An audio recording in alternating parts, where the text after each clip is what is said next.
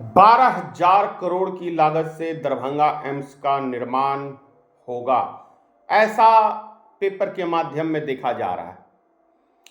Hindustan paper में छपा हुआ है कि आज नरेंद्र मोदी जी 13 नवंबर को शिलान्यास करेंगे, दरभंगा एम्स का भूमि पूजन करेंगे। और आप सबको याद होगा, कुछ महीने पहले ही मोदी जी ने कहा था दरभंगा एम्स बन के तैयार है और लोग मिथिलावासी उसमें इलाज करा रहे हैं काफ़ी मात्रा में। अब कौन से एम्स का आज भूमि पूजन करेंगे और कौन सा उन्होंने एम्स बनवाया, ये तो आप लोग जाने। लेकिन एक बात तय है कि अगले साल विधानसभा का चुनाव है और 36 महीने में एक टारगेट दिया गया है हॉस्पिटल बनने का, और 12,000 करोड़ की लागत से। वहीं पे एक छोटे से उसमें लिखा हुआ है हिंदुस्तान पेपर में, उसी पेज के ऊपर उसी जगह में कि 1700 करोड़ की लागत से ये बनेगा।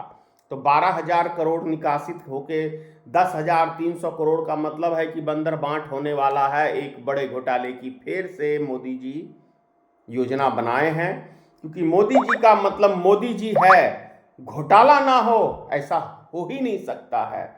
क्योंकि आप समझिए, जहां भ्रष्टाचार होगा, जहां घोटालेबाजी होगी, वहाँ उस देश के अंदर, उस राज्य के अंदर महंगाई बेतहाशा बढ़ेगी।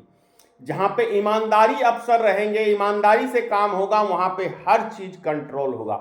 लेकिन मोदी जी 10-11 साल के अंदर एक भी भारत में कोई चीज पे अंकुश नहीं है। इसका मतलब सब लूट के खाओ, तुम्हें कोई बोलने वाला नहीं है, तुम्हें कोई टोकने वाला नहीं है, बस हमारा हिस्सा आप दे दो इलेक्ट्रिक बॉन्ड पेपर के माध्यम से, जिसके ऊपर कहा था मोदी जी ने कि ये आम पब्लिक को जानने का अधिकार नहीं है। धन्यवाद देता हूं सुप्रीम कोर्ट का, जिन्होंने इस कानून को रद्द करके जनता की आंखें खोलने का काम किया कि मोदी सरकार में जितना भ्रष्टाचार हुआ है शायद ही भारत के इतिहास में, और ईडी और सीबीआई का दुरुपयोग, और क्या कहते हैं इनके मंत्री जो निर्मला सीतारमण है, कितना रुपया खाया ये दलाली का काम कर करके।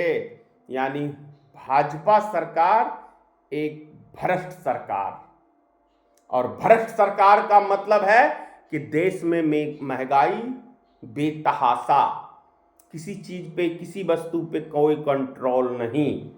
ये है मोदी जी।